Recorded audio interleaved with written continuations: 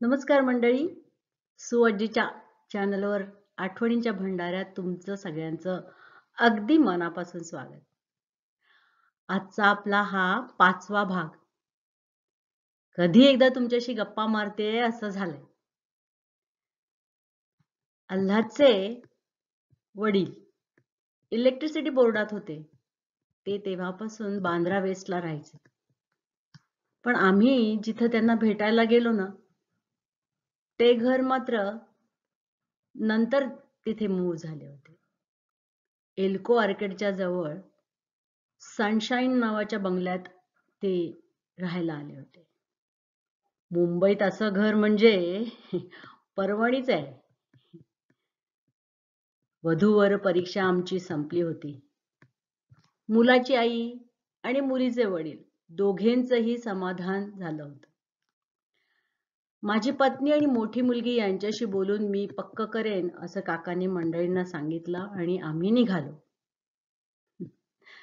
दादा सीमाच्या स्थळाची बातमी सांगायला अक्काकडे म्हणजे माझ्या मोठ्या बहिणीकडे गेला, तर काका ताईंना म्हणजे माझ्या आईला आणायला स्टेशनवर गेले.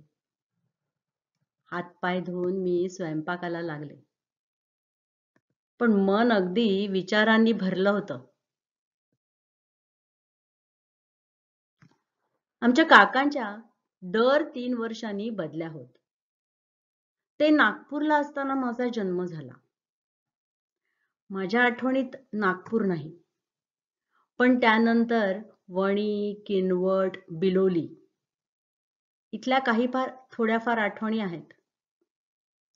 बिलोली नंतर काका कल्याणला आले, पण आम्ही मात्र राहायला विठ्ठलवाडी नावाच्या छोट्याशा गावात एन्सा हाऊस नावाच्या वाड्यात राहत होतो.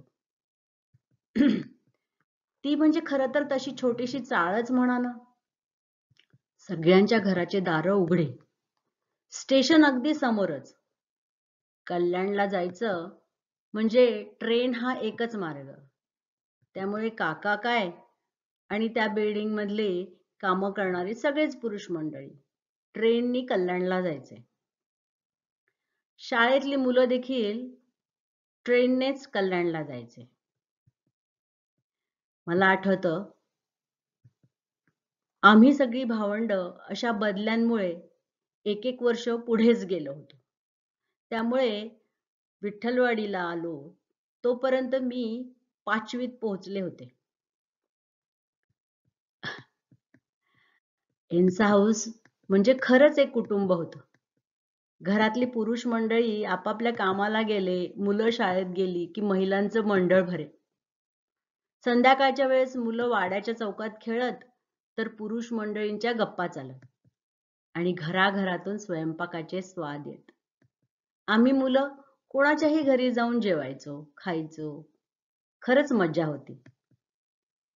एकदा मला आठवतंय, संध्याकाळच्या वेळेस आम्ही सगळे खेळत होतो.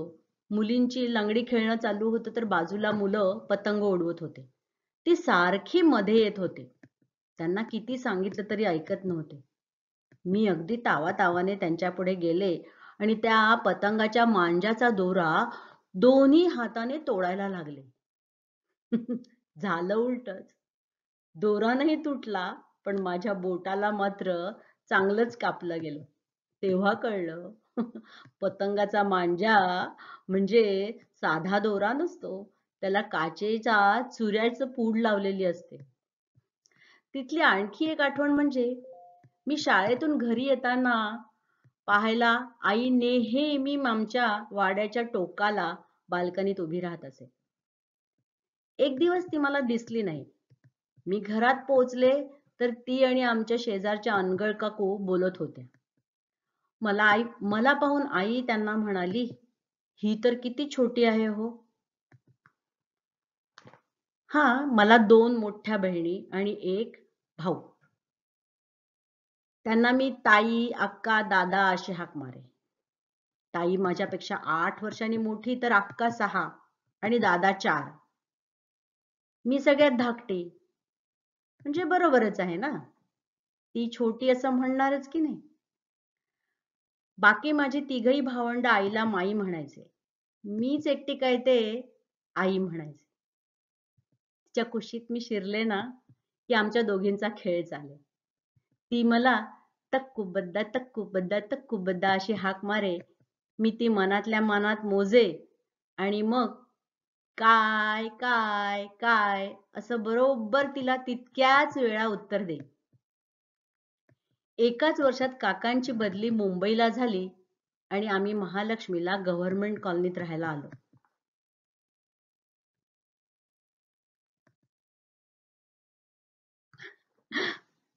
मंडळी, आजच्या गप्पा आपण इथेच संपूया.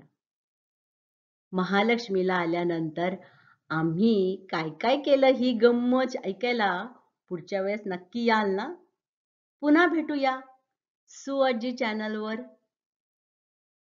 नक्की लाईक, शेअर आणि कॉमेंट्स करायला विसरू नका. सबस्क्राईब पण करा हं. Bye bye.